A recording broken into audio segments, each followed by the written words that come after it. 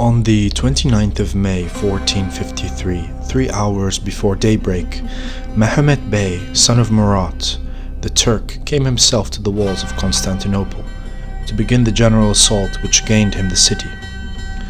The Sultan divided his troops into 3 groups of 50,000 men each.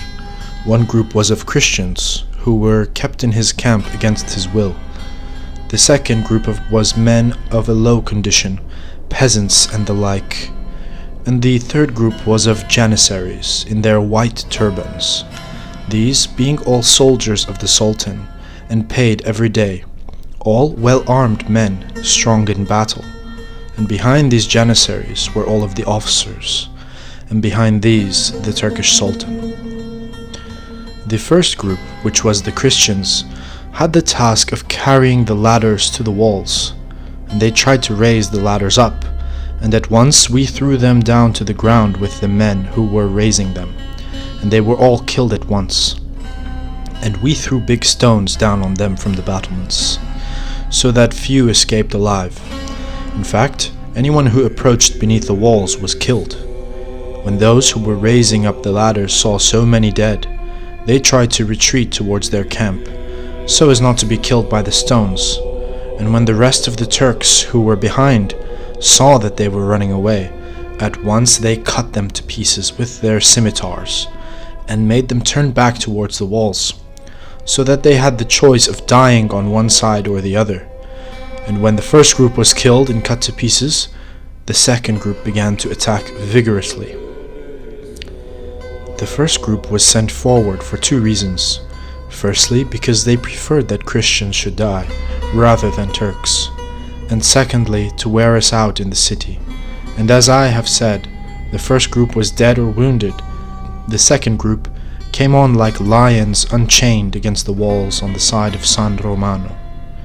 And when we saw this fearful thing, at once the tocsin was sounded through the whole city, and at every post on the walls, and every man ran out crying for help.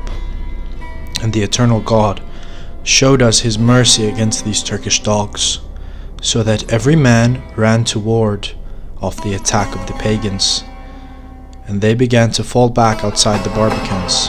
But this second group was made up of brave men, who came to the walls and wearied those in the city greatly by their attack. They also made a great attempt to raise ladders up to the walls, but the men on the walls bravely threw them down to the ground again, and many Turks were killed. Also, our crossbows and cannon kept on firing into their camp at this time, and killed an incredible number of Turks. When the second group had come forward and attempted unsuccessfully to get into the city, there then approached the third group, their paid soldiers, the Janissaries, and their officers and their other principal commanders, all very brave men, and the Turkish Sultan behind them all. This third group attacked the walls of the poor city, not like Turks, but like lions, with such shouting and sounding of castanets that it seemed a thing not of this world, and the shouting was heard as far away as Anatolia, 12 miles away from their camp. This third group of Turks, all fine fighters, found those on the walls very wary after having fought with the first and second groups, while the pagans were eager and fresh for the battle, and with the loud cries which they uttered on the field, they spread fear through the city and took away our courage with their shouting and noise. The wretched people in the city felt themselves to have been taken already, and decided to sound the tocsin through the whole city, and sounded it at all the posts of the walls, all crying at the top of their voices, "Mercy, mercy! God send help from heaven to this empire of Constantine, so that a pagan people may not rule over the empire." All through the city, all the women were on their knees, and all the men too were praying most earnestly and devotedly to our omnipotent God and his mother Madonna Saint Mary, with all the sainted men and women of the celestial hierarchy, to grant us victory over this pagan race, these wicked Turks, enemies of the Christian faith. While these supplications were being made, the Turks were attacking fiercely on the landward side by San Romano, by the headquarters of the most serene emperor and all his nobles, and his principal knights, and his bravest men, who all stayed by him fighting bravely. The Turks were attacking, as I have said, like men determined to enter the city, by San Romano on the landward side, firing their cannon again and again, with so many other guns and arrows, without number, and shouting from these pagans, that the very air seemed to be split apart. And they kept on firing their great cannon, which fired a ball weighing 1,200 pounds, and their arrows all along the length of the walls on the side where their camp was, a distance of 6 miles, so that inside the barbicans at least 80 camel loads of them were picked up, and as many as 20 camel loads of those which were in the ditch. The fierce battle lasted until daybreak. Our men of Venice did marvels of defense in the part where the bastion was, where the Turks were concentrating their attack, but it was useless, since our eternal God had already made up his mind that the city should fall into the hands of the Turks, and since God had so determined, nothing further could be done, except that all we Christians who found ourselves at this time in the wretched city should place ourselves in the hands of our merciful Lord Jesus Christ and of his mother, Madonna Saint Mary, for them to have mercy on the souls of those who had to die in the battle on this day. 1 hour before daybreak, the Sultan had his great cannon fired, and the shot landed in the repairs which had been made, and knocked them down to the ground. Nothing could be seen for the smoke made by the cannon, and the Turks came on under the cover of smoke, and about 300 of them got inside the barbicans. The Greeks and Venetians fought hard and drove them out of the barbicans, and a great number died, including almost all of those who were able to get inside. After the Greeks had fought this fight, they thought that they had indeed won the victory against the pagans, and we Christians were greatly relieved. But after being driven back from the barbicans, the Turks again fired their great cannon, and the pagans, like hounds, came on behind the smoke of the cannon, raging and pressing on each other like wild beasts, so that in the space of a quarter of an hour there were more than 30,000 Turks inside the barbicans, with such cries that it seemed a very inferno, and the shouting was heard as far away as Anatolia. When the Turks got inside the barbicans, they quickly captured the first row of them, but before they managed this, a great number of them died at the hands of those who were above on the walls, who killed them with stones at their pleasure.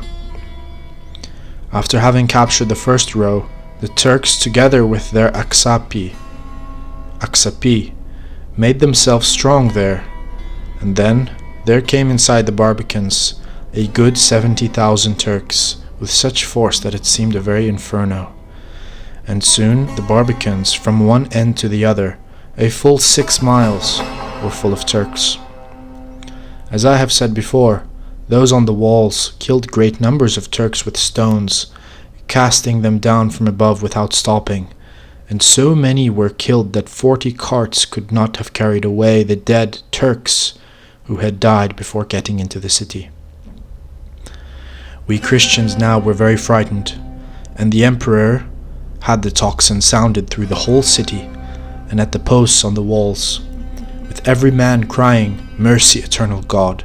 Men cried out, and women too, and the nuns and the young women most loudly of all, and there was such lamentation that even the most cruel Jew would have felt pity. Seeing this, Zuan Zutignan, the Genoese of Genoa, decided to abandon his post and fled to his ship, which was lying at the boom. The emperor had made this Zuan Sustignan captain of his forces, and as he fled, he went through the city crying, "The Turks have got into the city." But he lied in his teeth, because the Turks were not yet inside. When the people heard their captain's words, that the Turks had got into the city, they all began to take flight, and all abandoned their posts at once, and went rushing towards the harbor in the hope of escaping in the ships and the galleys. This moment of confusion, which happened at sunrise, our omnipotent God came to his most bitter decision and decided to fulfill all the prophecies as I have said. And at sunrise the Turks entered the city near San Romano, where the walls had been razed to the grounds by their cannon.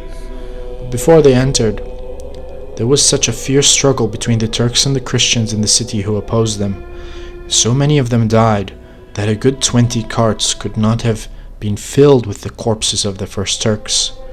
Then the second wave followed the first and went rushing into the city, and anyone they found they put to the scimitar, women and men, old and young, of any condition. This butchery lasted from sunrise, when the Turks entered the city, until midday, and anyone whom they found was put to the scimitar in their rage.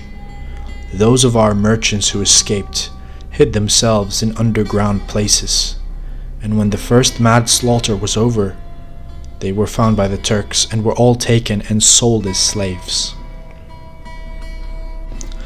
The Turks made eagerly for the piazza, 5 miles from the point where they made their entrance at San Romano. And when they reached it, at once some of them climbed up a tower where the flags of Saint Mark and the Most Serene Emperor were flying. And they cut down the flag of Saint Mark and took away the flag of the Most Serene Emperor. And then, on the same tower, they raised the flag of the Sultan. When they had taken away these 2 flags, those of Saint Mark and of the Emperor, and raised the flag of the Turkish dog, then all we Christians who were in the city were full of sorrow, because it had been captured by the Turks. When their flag was raised and ours was cut down, we saw that the whole city was taken, and that there was no further hope of recovering from this.